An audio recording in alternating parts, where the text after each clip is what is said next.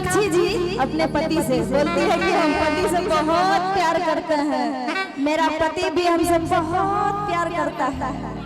और इनके लिए कहना है अरे गरम कराही तेल डाला राजा, गरम कराही तेल डाला राजा, अब मछरी बनावा तनी खाला राजा, गरम कराही तेल डाला राजा, गरम कराही तेल डाला राजा, गरम कराही तेल डाला राजा,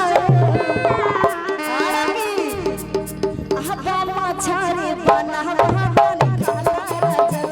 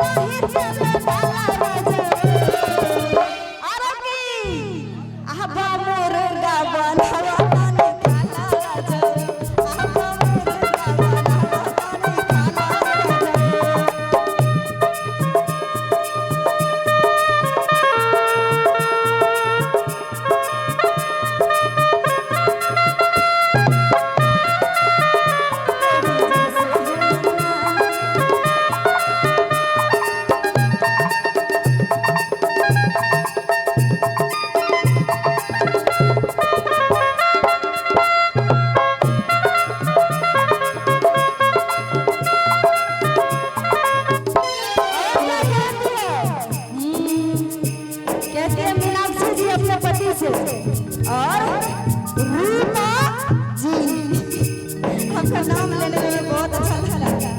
रूपा जी बोलती है जैसा मोटाई जे भर पेट खइबा, जैसा मोटाई जे भर पेट खइबा,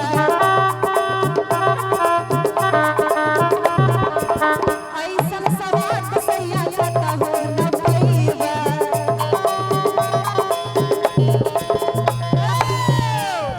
कहती है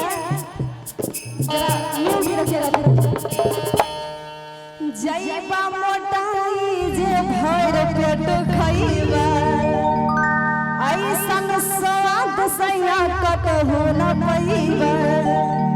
अरे की होते साँझ घूमे कहाँ जाला राजा, होते साँझ घूमे कहाँ जाला राजा। सुना हवा मछरी बनावा